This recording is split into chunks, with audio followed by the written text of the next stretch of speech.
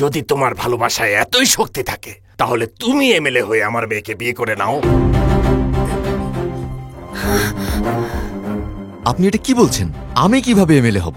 এই মুহূর্তে রবি যাদবের কাছ থেকে সম্মতিপত্র নেয়া, ইলেকশনে নামা, ওর বিরুদ্ধে জেতা ইম্পসিবল। এটা আমার দেখার দরকার নেই। দেখো, তুমি যদি এমএলএ হতে পারো তাহলেই তোমাদের বিয়ে দেব, না হলে রবির সাথে বিয়ে দেব। রবি যাদব ভালো না খারাপ এতে আমার কিচ্ছু আসে যায় না। ও এমএলএ, এটাই যথেষ্ট। বিয়ের তারিখ নির্ধারিত, বরকে এমএলএ হতে হবে। সেটা তুমি হবে না ও হবে, তুমি ঠিক করো।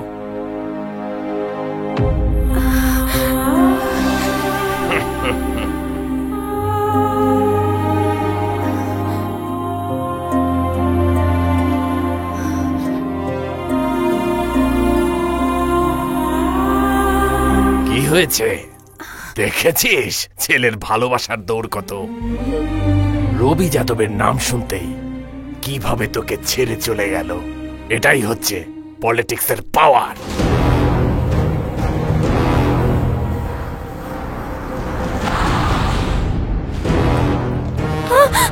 শুনলাম তুই কাউরে নাকি ভালোবাসিস। কে সে? নাম বল। কেউ? বাস স্টেশন, রেল স্টেশন, সমস্ত চেকপোস্ট আমার লোক। কিছুক্ষণের মধ্যে ওকে ধরে নিয়ে আসবে, ওর সামনে তোকে বিয়ে করবো। আর আমার নাম শুনেই পালালো, এত ভীতু ছেলে। আপনি ওকে ওখানে খুঁজছেন স্যার? ও তো আপনার ঘরের মধ্যে পায়ের উপর পা তুলে বসা।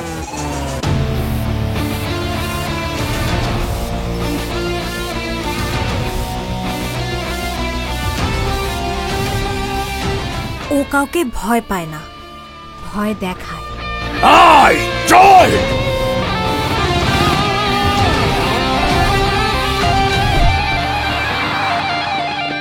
এই, তোর এত বড় সাহস, তুই এই জায়গায় চলে আইছস? আরে আরে শান্ত হও, শান্ত হও। আমি এখানে মারামারি করতে আসিনি, আমি এসেছি শান্তিতে দুটো কথা বলতে। একটু সাইডে কথা বলে চলে যাব। দাদা, আপনি এখানে? সেদিন আপনার জায়গায় ওরা আমাকে এমএলএ ভেবেছিল, আর আজ আমি এমএলএ হওয়ার জন্য আপনার কাছে এসেছি। What a coincidence. আসল কথায় আয়। আসল কথা হচ্ছে আমার লাভ স্টোরি তো আপনি এতক্ষণে জেনেই গেছেন। আমার শ্বশুর মশাই বলেছেন যদি আমি এমএলএ হতে পারি তাহলে তার মেয়ের সাথে আমার বিয়ে দেবেন। সম্মতিপত্রটা যদি দিয়ে দেন তাহলে আমি এমএলএ হয়ে বিয়েটা সেরে ফেলতে পারি। এটুকুই কথা। আরে জোকারটাকে চা খাওয়া। কি বললি তুই? আমি সম্মতিপত্র দিলে তুই ইলেকশনে জিতে যাবি? হ্যাঁ দাদা, আমি জিতে যাব। তোর এখানে দাঁড়ানোর কোনো চান্স নেই, তোর পাশে কোনো লোক নেই, তুই কিভাবে জিতে যাবি? সম্মতিপত্রটা শুধু একবার দিয়ে দেখেন স্যার। ফালতু কথা বন্ধ, মেজাজ খারাপ করিস না। সম্মতিপত্র পেলেই ভোটে জেতা যায়।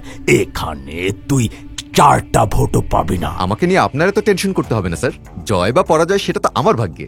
আপনি বলছেন যে আমি 4টা ভোটও পাবো না, কিন্তু আসল খেলাটা তো মাঠে নামার পর জানা যাবে। দেখুন কার ফোন। হ্যালো ইন্দু।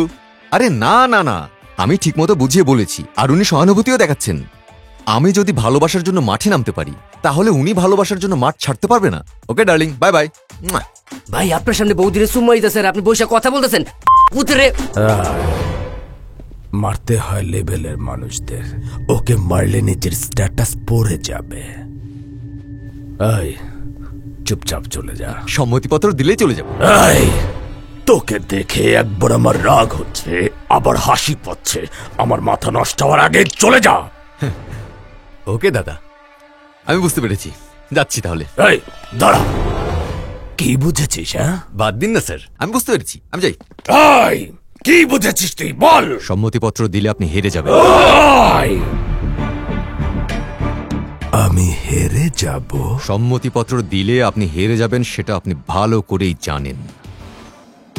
হ্যাঁ, আর সেজন্য উনি ভয় পাচ্ছে। কি ঠিক বললাম তো?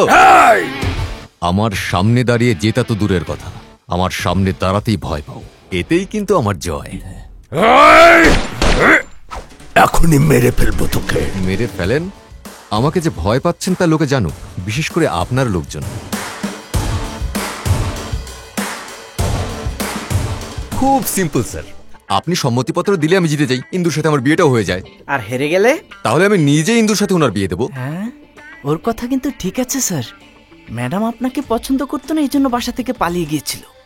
যদি বিয়ের পর ভেগে যায় তাহলে আমছালা দুটোই যাবে। এই বেজ্জতি থেকে বাঁচার জন্য ওর কথা মেনে নেন। সম্মতিপত্র দিয়ে যদি আপনি ইলেকশনে জিতে যান, ম্যাডামের চোখে আপনি একেবারে হিরো হয়ে যাবেন। এরপর দেখবেন ওর ঘুড়ি সুতা এমনিই কেটে যাবে। সম্মতিপত্র দেব তোকে জেতানোর জন্য না, তোর ভাবনাটা ভুল সেটা বোঝানোর জন্য। থ্যাঙ্কস দাদা, আপনি এত সহজে রাজি হয়ে যাবেন বুঝতে পারিনি। এই আনন্দে একটা সেলফি হয়ে যাক, একটা অটোগ্রাফ। থ্যাঙ্কস দাদা।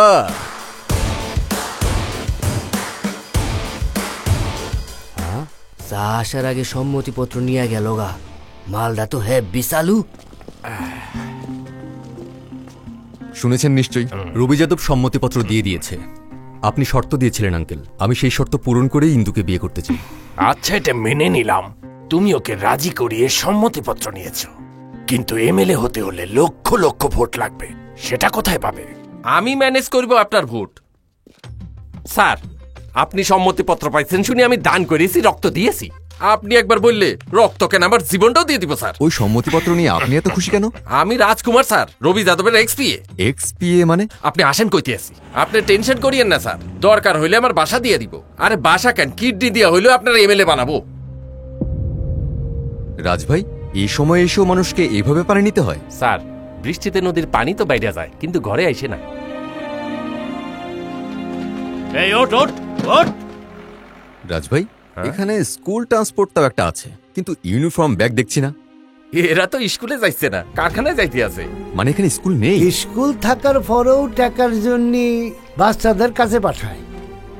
এইখানকার গরিবের যত খিদা, রবি যাদবের ব্যবসায় তত টাকা। কিন্তু এভাবে তো বাচ্চাদের জীবনটাই নষ্ট হয়ে যাবে। আরে ওই ব্যাপারে পরে ভাইবেন, আগে আপনার বিয়ের কথা পাবেন। কালকে নমিনেশন, এখন অনেক কাম বাকি।